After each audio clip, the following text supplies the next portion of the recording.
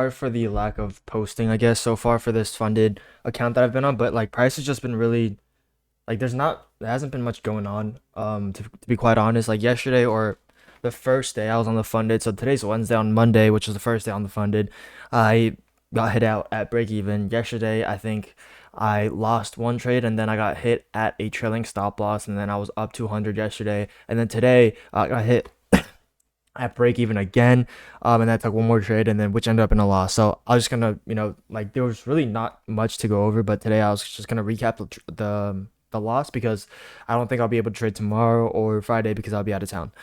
So yeah, so I'll recap this trade loss. Honestly, today and yesterday, to be quite honest, I really didn't have to trade. Like price just hasn't. It's been all over the place for me personally in the model I trade. Hasn't really been favorable.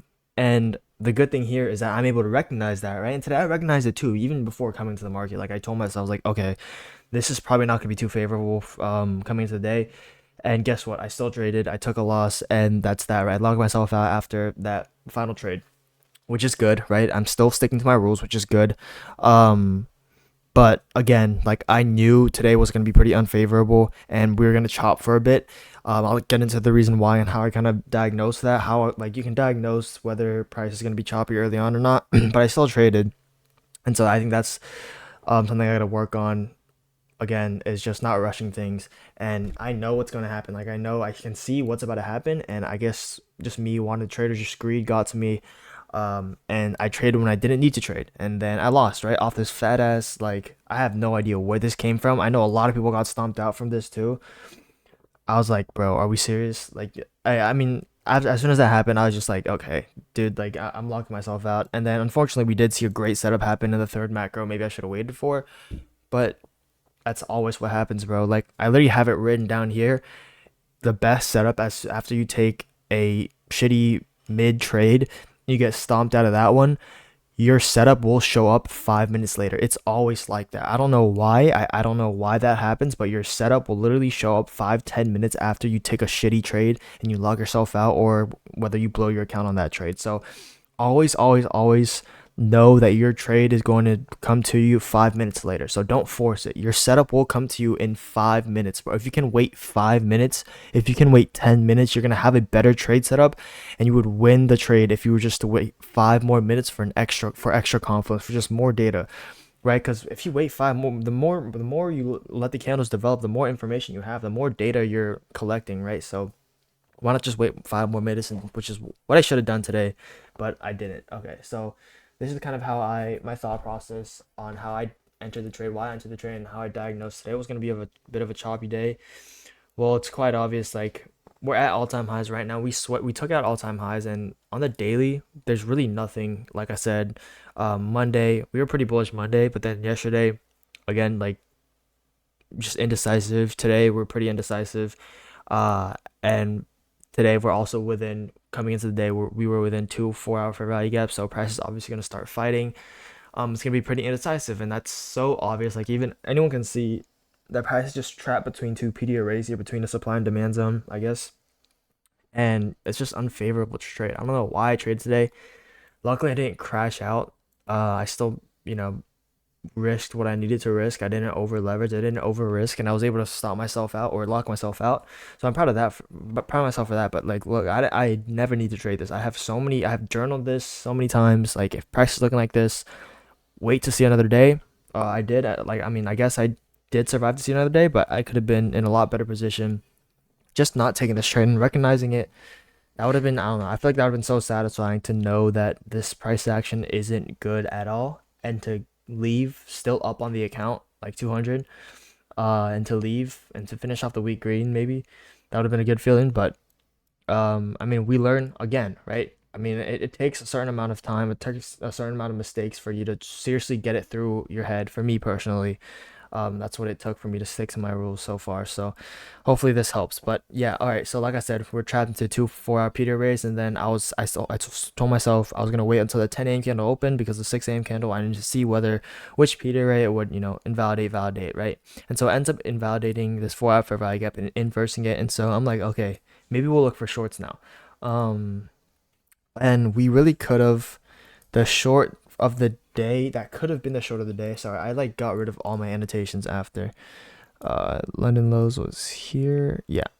So the short of the day, wow, really could have been this. Where is it? Uh, it was right here. So what my first initial entry and what I was looking for was we had an SMT. I remember at this high here. It was really perfect. I just never got the retracement that I wanted. So we have an SMT here on the 5 minute. We're respecting this order. We're respecting this order block here. I see we wick off into that order block and we tap into it and we're respecting it. And we also inverse that 4 hour for value gap at 10 a.m. here.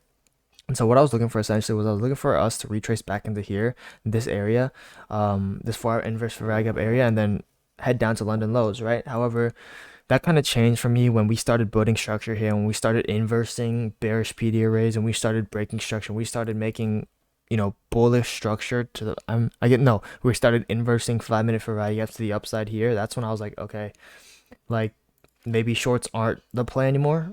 And we also never ended up taking London lows, but we started reversing, so I was pretty confused by that too. Like price was everywhere today. And so I really, really, really, now that I'm looking back on it, I really shouldn't have traded. But yeah, because of that, I initially just my bias was kind of all over the place. And on days like this is exactly what's gonna happen, right? You're gonna have bullish P arrays being disrespected, bearish P arrays being disrespected, just because you're trapped, right? There's two PD arrays that are trapping price, and you're just gonna have a lot of consolidation and disrespecting things, and not a lot of things are gonna be validated in this kind of market environment. And so because of that, now I'm looking for longs now, right? And I feel like I've seen a pretty clean potential market maker buy model about to play out. Like at least I know we inverse that 4 hour for value gap, but maybe at least we tap into we take out this what is it? This London high here before market open. And so that was initially my target for the longs, but of course that didn't happen. So yeah, like I said, we inverse this 1 minute here. We also had a SMT. Was it? We had a bullish SMT to was it here? We had a bullish SMT to start this reversal too. So that was another confluence I had. So market maker buy model, bullish SMT, and then we have a unicorn model here. Um, this right here becomes our unicorn, but I don't enter off of here because, like I said, like I was kind of iffy on going for longs today because of the fact that we just inversed a 4 hour gap. So I need to see more. And so I wanted the 5 minute to build some more structure. And like I said, we get an inverse here. We get another 5 minute inverse here. And now I'm like, okay, maybe we can finally start taking longs because we have 5 minute structure. We also have a 5 minute order block. This candle closes above this previous down close candle, creating an order block. And that creates just more resistance to the upside, to the downside. And so now what I'm looking for is an entry. We get 2 1 minute fair value gaps being inverse. We have another unicorn model here. And so I'm entering off of after these candles get inversed. Again, like this isn't the setup was there, right? The setup was there. But this is what it kind of means to be a pattern trader. Just because the setup is there, just because your model is there, doesn't mean it's going to play out 100% of the time. You have to have discretion, and you have to take into consideration the market environment. And that just comes with experience, right? That's what I'm saying. You can have the perfect model, but if you don't, have experience in the market, it's going to be a lot harder. Pair that with psychology and risk management, of course. So A plus model or setup isn't everything. You can't just immediately take a trade just because you have an A plus model. You have to have you have to be aware of what's going on in the market as well. And today I knew what was going on, and I still took the trade because I felt like I saw a setup. And that's exactly what you're not supposed to do. I've seen this happen. So I saw this yesterday, like the day before, like today, this week, price has just been super, super, super consolidated super, super sideways for me. I mean, yesterday PM session we had good movement. 14th, which was Monday PM session, we had good movement, and so entire New York sessions, like on the 15th, like New York was chop here. Today, New York was chop here. On the 14th, I'm pretty sure. Yeah, it was pretty chop New York. I mean, 14th was a little bit better. Like 14th, I really should have, I really should have won the trade on 14th, but I got stumped at a break even. But yeah, so today was just being able to recognize the market environment, but then not being able to act on it and just tell myself not to trade was my biggest issue. But I mean, we didn't blow our accounts. We stuck to our rules. We didn't hit our daily maximum loss limit, right? And we took the setup that we needed to take, and it didn't happen because the market was just sideways, and we didn't have to take the trade, but we took it. And so yeah, it is what it is. But we'll come back next week. and we'll see what we can do with this funded account. But I'm still confident, still gonna take setups, still gonna, trade what I've been doing. Um, and yeah, I thank you guys for watching. Hopefully you guys learned from your mistakes, from your wins today. And God bless. Have a great rest of the y'all's week.